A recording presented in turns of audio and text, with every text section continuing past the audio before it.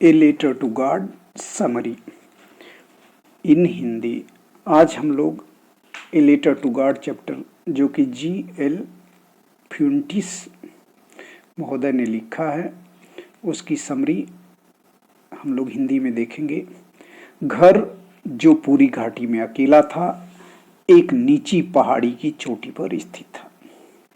इतनी ऊंचाई से नदी तथा पके अनाज के खेत में फूलों के चिन्हों को देखा जा सकता था, जो कि हमेशा अच्छी फसल की आशा प्रदान करते थे। पृथ्वी को केवल तेज वर्षा की आवश्यकता थी या फिर कम से कम एक बौछार की। पूरी प्रातः लैंचो ने, जो अपने खेतों से पूरी तरह परिचित था, उत्तर पूर्व की ओर आकाश को देखने के अतिरिक्त कुछ नहीं किया था। अब हम वास्तव में कुछ पानी प्राप्त करेंगे, अपनी पत्नी से बोलता है लैंचो। उस स्त्री ने, जो कि रात्रि का खाना पका रही थी, उत्तर दिया, हाँ, यदि प्रभु ने चाहा तो। किसने जवाब दिया? लैंचो की पत्नी ने। बड़े लड़के खेत में काम कर रहे थे, जबकि छोटे घर के निकट खेल रहे थे, जब तक कि स्त्री ने उन्हें बुलाकर नहीं कहा कि रात्रि के भोजन के लिए आ जाओ। भोजन के दौरान, जैसा कि लैंचो ने पूर्वानुमान लगाया था कि वर्षा की बड़ी बूंदें गिरने लगी। उत्तर पूर्व में बड़े बड़े बादलों के पर्वत आते हुए देखे जा सकते थे। ताजी और मधुर हवा थी, यानी हवा ताजी और मधुर थी। वह आदमी किसी और कारण की अपेक्षा अपने शरीर पर वर्षा का आनंद अनुभव करने के लिए बाहर गया तथा जब वह अंदर आया तो प्रसन्नता से बोला, ये आकाश से गिरती पानी की बूंदें नहीं हैं, ये तो नए सिक्के हैं। These are new coins. बिल्कुल, बड़ी बूंदें 10 सेंट के सिक्के हैं, जबकि छोटे 5 सेंट के सिक्के हैं। याद रखना, बड़ी बूंदें 10 सेंट जबकि छोटी बूंदें 5 सेंट। संतुष्ट अभिव्यक्ति से उसने फूलों वाले पके अनाज के खेतों को वर्षा की चादर में लिपटे देखा, किंतु अचानक तेज हवा चलने लगी तथा वर्षा के साथ बहुत बड़े बड़े ओले गिरने लगे, हेलस्टोन गिरने लगे। हेलस्टोन ये वास्तव में नए चांदी के सिक्के जैसे थे। लड़के वर्षा में जाकर जमे हुए मोतियों को इकट्ठा करने बाहर भागे। आदमी आश्चर्यचकित होते हुए, चिंतापूर्वक, आदमी मीन्स लैंचो, हाँ, अब वास्तव में बुरा मौसम हो रहा है। मुझे उम्मीद है कि यह शीघ्र समाप्त हो जाए। यह शीघ्र समाप्त नहीं हुआ, किंतु यह शीघ्र समाप्त नहीं हुआ।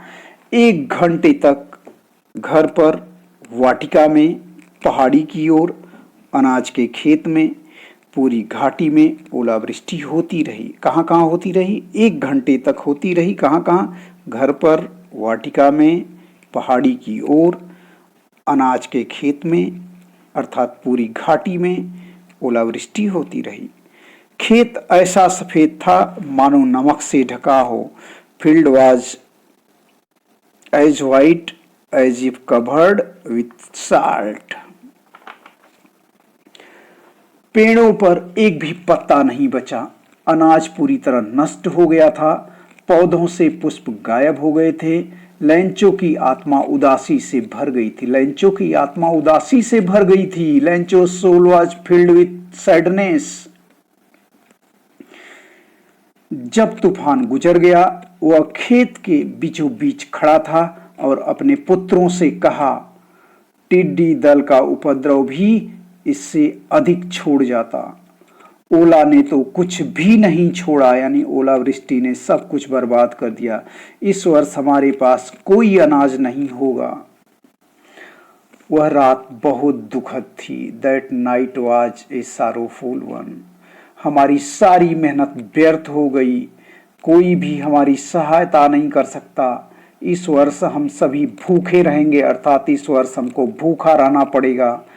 परंतु सभी के हृदय में, जो घाटी के मध्य उस अकेले मकान में रहते थे, केवल एक आशा थी। यानी इसके परिवार में सभी को बस एक आशा थी, ईश्वर अर्थात परमपिता परमेश्वर से मिलने वाली सहायता। परेशान मत हो, टेंशन न लो। यद्यपि यह संपूर्ण हानि प्रतीत होती है, किंतु याद रखो, स्मरण रखो, भूख से कोई नहीं मरता, भूख से कोई नहीं मरता। पूरी रात लैंचो अपनी केवल एक आशा के बारे में सोचता रहा, भगवान की सहायता, जिसकी आंखें जैसी उसे शिक्षा मिली थी सब कुछ देखती हैं, यहाँ तक कि जो एक व्यक्ति के मन की गहराई में भी होता है। लैंचो एक बैल की तरह था। लैंचो was an ox of man. खेतों में पशु की भांति काम करने वाला था, परंतु फिर भी वह लिखना जानता था। अगले रविवार के दिन प्रातः वह एक पत्र लिखने लगा, जिसे वह स्वयं शहर लेकर जाएगा तथा डाक में डालेगा। उसने लिखा, यानी पत्र में उसने लिखा, प्रभु, हे प्रभु ईश्वर, यदि आप मेरी सहायता नहीं करेंगे तो इस वर्ष मैं और मेरा परिवार भूखा रहेगा। फिर से खेत में बीज बोने के लिए तथा अगली फसल तक जीवित रहने के लिए मुझे 100 पेसोज की आवश्यकता है, क्योंकि ओलावृष्टि ने ... यानी आगे की घटना जानते ही हैं। लैंचो ने लिफाफे पर भगवान का पता लिखा, उसने पत्र डाला और अब भी चिंताग्रस्त शहर की ओर चल दिया। डाकघर में उसने पत्र पर टिकट लगाकर पत्र पेटिका में उसे डाल दिया।